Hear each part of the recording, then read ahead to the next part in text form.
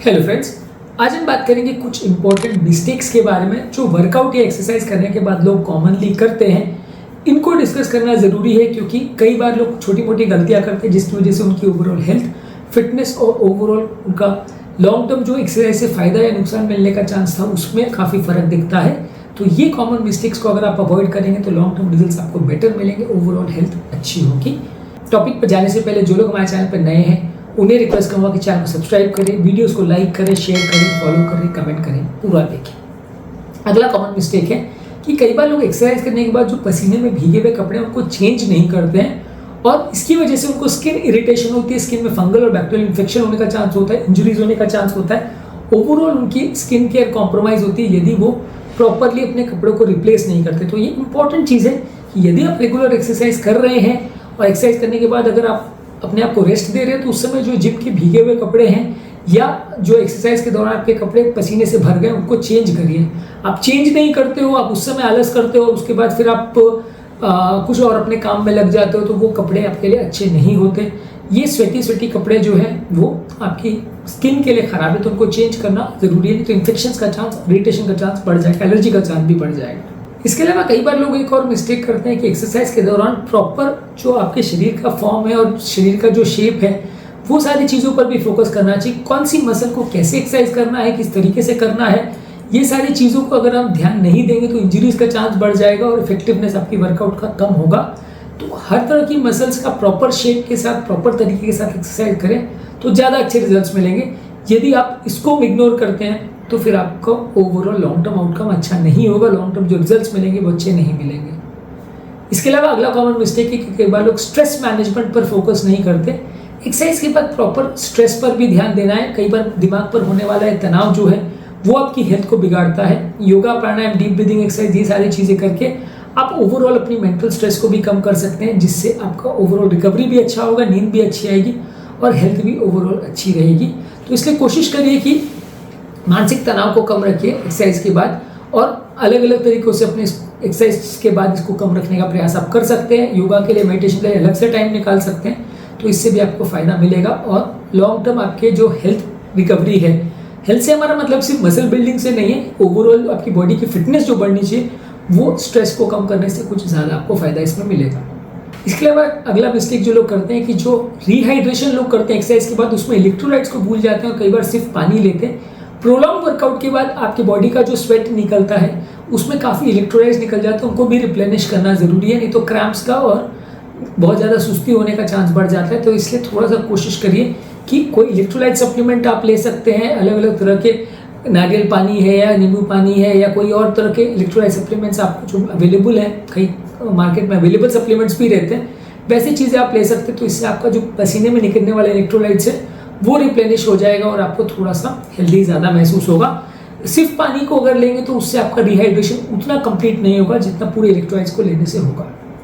इसके अलावा कई बार लोग पेन को इग्नोर करते हैं। एक्सरसाइज के बाद अगर आपको लंबे समय तक कोई पर्टिकुलर मसल में पेन हो रही है तो उसे इग्नोर मत करिए, वो मसल इंजरी का साइन हो सकता है।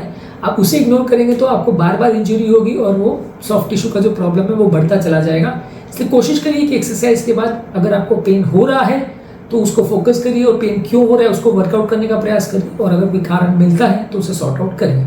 इसके अलावा अगला कॉमन मिस्टेक जो लोग करते हैं कि एक्सरसाइज के बाद कई लोग जो अपने प्रोटीन रिक्वायरमेंट्स और डाइट के लिए सिर्फ सप्लीमेंट्स पर ही विश्वास करते हैं। सप्लीमेंट्स ले लिया, बहुत हो गया, अब और कुछ करने की आवश्यकता नहीं है। ये कॉमन मिसकंसेप्शन है। आपको सप्लीमेंट्स लेने से कुछ फायदा तो जरूर होगा लेकिन प्रॉपर डाइट पर और प्रॉपर ओवरऑल खाने पीने पर भी ध्यान देना पड़ेगा। एक्सरसाइज कर लिया और प्रोटीन का सप्लीमेंट ले लिया तो ये अपने आप में सफिशिएंट नहीं है। सब चीज़ों पर और हेल्थ के सारे एस्पेक्ट पर आपको फोकस करना पड़ेगा तो इससे आपका ज़्यादा अच्छी फिटनेस होगी और ज़्यादा अच्छे आपको आउटकम्स मिलेंगे।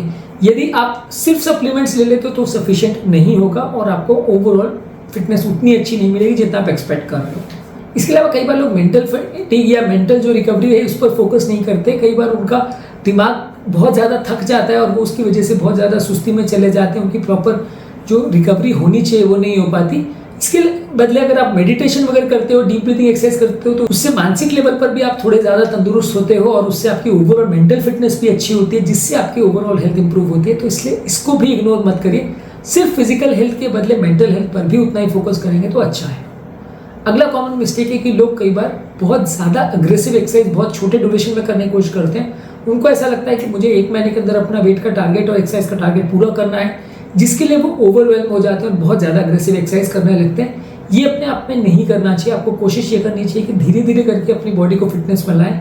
यदि आप सीमित पीरियड में अपने बॉडी को ओवरटैक्स करने की कोशिश करेंगे तो आपको रिजल्ट अच्छे नहीं मिलेंगे और बॉडी में इंजरीज होने का, डैमेज होने का चांस और लॉन्ग टर्म मसल्स में परमानेंट इंजरी होने का चांस भी ज़्यादा हो सकता है। तो इसलिए ओवर एग्रेसिव एक्सरसाइज मत करिए, बर्नआउट हो जाएगी आपकी बॉडी। इसलिए धीरे धीरे करके अपनी एक्सरसाइज और टॉलरेंस को बढ़ाएंगे तो ज़्यादा अच्छा रहेगा। इसके अलावा कई बार लोग फ्लेक्सिबिलिटी ट्रेनिंग पर या स्टैटिक स्ट्रेचिंग एक्सरसाइज पर फोकस नहीं करते। बॉडी बिल्डिंग तो करते हैं, मसल बिल्डिंग के लिए सब एक्सरसाइज करते हैं, लेकिन बॉडी की ट्रेनिंग पर या फिटनेस के लिए जो स्टैटिक एक्सरसाइज या स्ट्रेचिंग है उस पर फोकस नहीं करते। ये भी कॉमन मिस्टेक है, इसको आपको नहीं करना चाहिए। आपको प्रॉपर स्ट्रेचिंग भी करना चाहिए, उस पर भी अलग से ट्रेन करना चाहिए। इससे आपकी ओवरऑल फिटनेस बेटर होगी, लॉन्ग टर्म आउटकम्स बेटर होंगे। स्लीप के भी अच्छे एनवायरनमेंट पर भी फोकस करना चाहिए। 7-8 घंटे सिर्फ आप बेड पर पड़े हो उसको अच्छी नींद नहीं मानते हैं। यदि आप अच्छे एनवायरनमेंट में सोते हो जिससे आपको एक अच्छी रिफ्रेशिंग स्लीप मिलती है तो ये भी काफ़ी ज़रूरी है। इससे भी आपकी ओवरऑल मेंटल और फिजिकल फिटनेस बेटर होगी। तो नींद के लिए घर में अच्छा एनवायरनमेंट होना चाहिए, रिफ्रेशिंग एनवायरनमेंट हो चाहिए, बहुत ज़्यादा मोबाइल नहीं देखना है, ब्लू स्क्रीन का एक्सपोजर नहीं होना चाहिए, स्लीप हाइजीन पर फोकस करना है। ये सारी ही चीज़ें आपके लिए हेल्दी है और अगर आप स्लीप हाइजीन पर भी फोकस करोगे तो ओवरऑल फिटनेस अच्छी रहेगी। इसके अलावा एक एक्टिव रिकवरी का कॉन्सेप्ट है। एक्टिव रिकवरी पर फोकस करने से भी आपकी ओवरऑल फिटनेस अच्छी रहती है। आपको वर्कआउट्स के बीच में थोड़ा थोड़ा टाइम में एक्टिव रिकवरी करनी चाहिए, जिसमें आप थोड़ी लाइट एक्सरसाइज तो करोगे लेकिन बहुत अग्रेसिव एक्सरसाइज नहीं करोगे। तो इससे भी आपकी ओवरऑल मसल की फिटनेस और ओवरऑल जो उनका कॉम्पोजिशन है बेटर रहता है और मसल में स्टिफनेस और सोरनेस का चांस थोड़ा कम रहता है। तो मसल बिल्डिंग एक्सरसाइज आप पूरे हफ्ते में हर रोज करो वैसा नहीं है। अगर आप 5 दिन या 6 दिन कर रहे हो तो 1-2 दिन थोड़ा दूसरी तरह की एक्सरसाइज करिए, मसल्स को थोड़ा रिकवरी होने का चांस दीजिए। और रिकवरी का मतलब ये नहीं है कि दिन भर आप पड़े रहो और खाली उस दिन आराम करो। थोड़ा एक्टिव रह के दूसरे तरह की एक्टिविटीज करेंगे तो ज़्यादा फायदा मिलेगा। इसके अलावा लास्ट कॉमन मिस्टेक जो लोग करते हैं कि वो अपने आप को दूसरों से कंपेयर करते हैं और सिर्फ बॉडी शेमिंग पर चले जाते हैं। दूसरे आपके बारे में क्या सोचते हैं, आपकी बॉडी के बारे में क्या सोचते हैं, आपकी फिजिक के बारे में क्या सोचते हैं, किसी और की 6 पैक्स है या नहीं है और आपकी को बनानी है, ये सब चीज़ों पर लोग ज़्यादा फोकस करते हैं रादर देन हेल्थ पर। अगर आपका गोल आपका हेल्थ रहेगा, आपकी फिटनेस रहेगा, ओवरऑल आपका स्टैमिना बिल्डिंग रहेगा और बीमारियों से बचना आपका गोल रहेगा तो काफ़ी ज़्यादा चांसेस है कि आप अच्छी और इफेक्टिव एक्सरसाइज कर पाओगे और हेल्थ बिगड़ेगी नहीं। लेकिन यदि आपका फिटनेस का गोल खाली मसल बिल्डिंग है, दूसरों के सामने खूबसूरत लगना और कपड़ों में फिट होना, अगर यही आपका गोल है तो वो लॉन्ग टर्म सस्टेन नहीं होता और लॉन्ग टर्म उसमें हेल्थ रिलेटेड आउटकम्स अच्छे नहीं होते। थोड़े टाइम के लिए आप मसल जरूर बिल्ड कर लोगे लेकिन बाद में आपकी हेल्थ बिगड़ जाती है। तो आज के टॉपिक में हमने बात करी कि यदि किसी व्यक्ति को जिम के बाद इन सब चीज़ों का वो ध्यान रखेगा तो ओवरऑल फिटनेस उसकी बेटर रहेगी। कौन सी कॉमन गलतियां ऐसी है जो लोग जिम के बाद करते हैं या जिम के दौरान करते हैं जिससे उनकी ओवरऑल कार्डियोवैस्कुलर फिटनेस और ओवरऑल जिम के दौरान या जिम के बाद की जो फिटनेस है वो अफेक्ट होती है। उम्मीद करूँगा कि आज के टॉपिक में कुछ नई बातें जानने को मिली होगी। जो लोग हमारे चैनल पर नए हैं उन्हें रिक्वेस्ट करूँगा कि चैनल को सब्सक्राइब करें, वीडियोज़ को लाइक करें, शेयर करें, फॉलो करें, कमेंट करें, पूरा